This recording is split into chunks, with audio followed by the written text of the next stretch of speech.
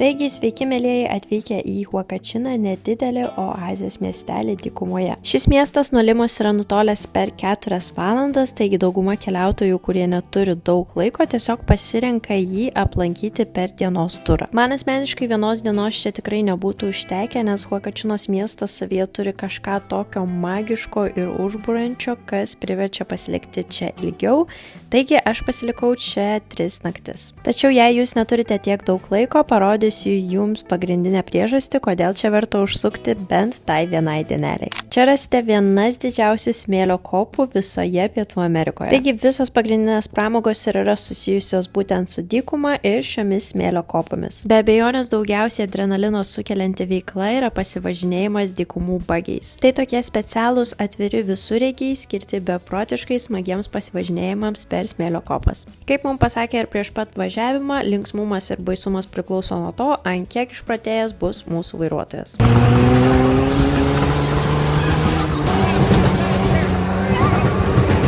Pradžioj dar nebuvo taip baisu, bet o dieve, kas dėvės po to, aš net negaliu apsakyti ir kamera to tiesiog negali parodyti. Po maždaug 15 minučių pasivažinėjimo sustojame prie pirmųjų ir pačių mažiausių kopų, nuo kurių mes ir čiuožinėjome. Jei nesate patyrę slidininkai ar snowboardininkai, labai patarčiau jums pasirinkti tą, ką pasirinkau aš, tai tiesiog čiuožti su pilvu žemyn ant paprastos lentos, nes kitaip tikrai kankinsitės. Tuo tarpu mano draugeliai iš Australijos nusprendė, kad nori pabandyti slidinėti ir snowboardinti, nors gyvenime to nėra darę, tai tiesiog visą likusią dieną praleido beveik visą laiką sėdėdami ant užpakalio. Po keletos nusileidimų mus vežė į kitas kopas, kurios buvo žymiai didesnės ir su dar žymiai gražesniais vaizdais.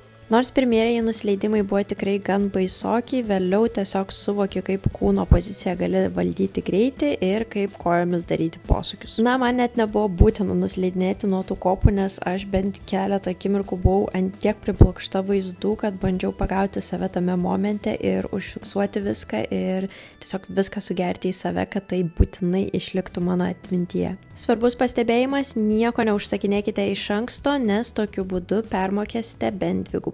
Aš savo visos dienos turą nusipirkau tiesiog iš gatvėje stovėjusių vaikinukų ir man tai kainavo apie 15 eurų, o su mumis toje pačioje mašinoje sėdėję vaikinai, kurie užsisakė šį turą per Get Your Guide, sumokėjo apie 35 eurus.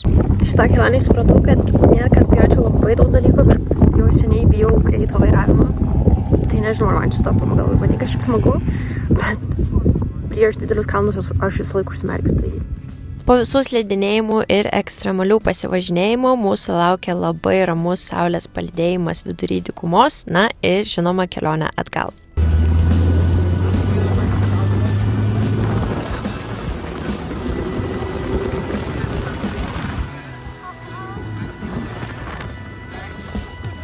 Po saulėlydžio visi mašiniukai grįžta į tą pačią vietą ir tada gali matyti, kaip visas žmonių skruzdėlynas grįžta atgal į Huakačinos miestelį ir į savo viešbučius. Aš kiekvieną vakarą iki pat paskutinių saulės spindulių likdavau kažkur kopų viršūnėse, nes man saulėlydis dykumoje buvo vienas iš gražiausių dalykų, ką esu mačiusi. Taigi pakalbame apie vietą, kurioje aš nusprendžiau apsistoti. Viajero hosteliai yra labai paplitę per visą Lotynų Ameriką, taigi čia ne pirma vieta, kur aš pasirinkau būtent vieną iš jų siūlomų hostelių. Kai keliavau Kolumbijoje, taip pat rinkausi Viajero hostelius, nes žinojau, kad jie visą laiką yra laikomi kaip aukštesnės klasės, visą laiką super tvarkingi, turi skanų maistą, taip pat siūlo įvairias programas, yra žiauriai social ir žinoma, kad jeigu jums reikia, jie gali suorganizuoti ir įvairiausius turus ar net pervežimus. Tikrai nepasakyčiau, kad tai yra tipinis klasikinis hostelis, nes jie turi ne tik bendrabutinio tipo kambarius, bet taip pat ir privačius. Aš keliavau žiemos laikotarpiu, tai baseinas nusiteikit, kad bus tikrai šaltas, bet pasideginti įmanoma. Huakačinos miestelis nėra labai didelis, taigi ir restoranų kiekis yra tikrai gan ribotas. Dėl to aš labai džiaugiausi būtent Viajero hosteliu, nes jame pačiame maistas buvo tikrai labai skanus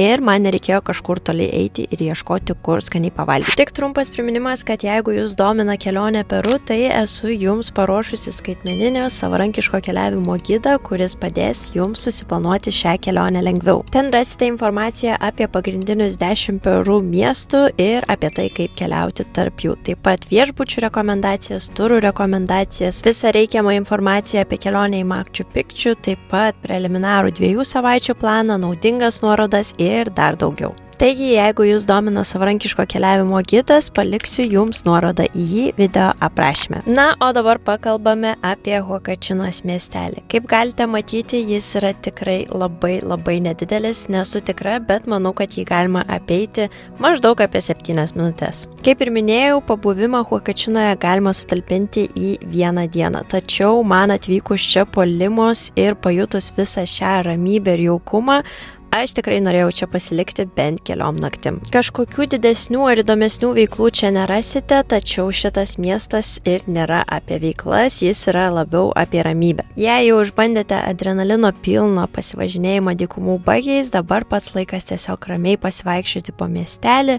pasiplaukioti vandens dviračiais ar pailsėti savo viešbutyje, kuris būtinai turi turėti baseiną. Deja, miestelio negalima apeiti visiškai pilnai ratu, nes jį skiria dykuma ir ko aš nežinau, kad įėjimas į dykumą pasirodo, kad yra mokamas. Ne, tai nėra kažkokia kosminė kaina, labiau 1 ar 2 eurai už įėjimą. Tai žinokit, į dykumą aš keliavau kiekvieną mielą dieną, o ypač vakarais, nes man tai buvo patys gražiausi saulėlydžiai, kokius aš tik esu mačiusi. Taigi, kiekvieną mielą vakarą, kaip į darbą, aš pasimdavau kažkokių gėrimų ar sneksų ir lipdavau į patį aukščiausią šios dykumos tašką.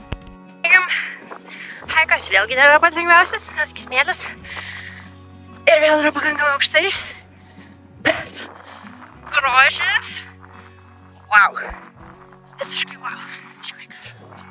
Kiekvieną kartą užlipusi į pačią viršūnę negalėdavau atsistebėti tuo faktu, kaip čia pat gali būti toks mažiukas miesteliukas, o kitoje pusėje jau beribės dykumos. Manau, kad čia jums galėtų kilti tas pats klausimas, kaip kilo ir man. Ar netyčia nebūna taip, kad Huakačina būna užpustama smėlio audrų? Pasirodo, kad būtent šioje dykumoje smėlio audros nelabai egzistuoja. Taip, vakarais pakyla didesnis vėjas, bet tai nereiškia, kad miestelis galėtų būti pilnai palaidotas po smėlio sluoksniu. Huakačinos oazė yra natūraliai įdubusi tarp kopų, o taip pat joje esanti infrastruktūra bei augalija stabilizuoja smėlį, dėl ko šis miestelis niekada, tikėkimės, kad nebus užpustytas smėlio. Šiaip man be galo be krašto patinka Huakačino.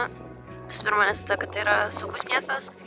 Su antra, kad pagaliau šitą miestą jaučiuosi vėl šiek tiek atsipalaidavus labiau, nes visas Peru yra apie tai, kaip reikia keltis anksti, eiti į vieną žygį, į kitą žygį, į vieną turą, į kitą turą.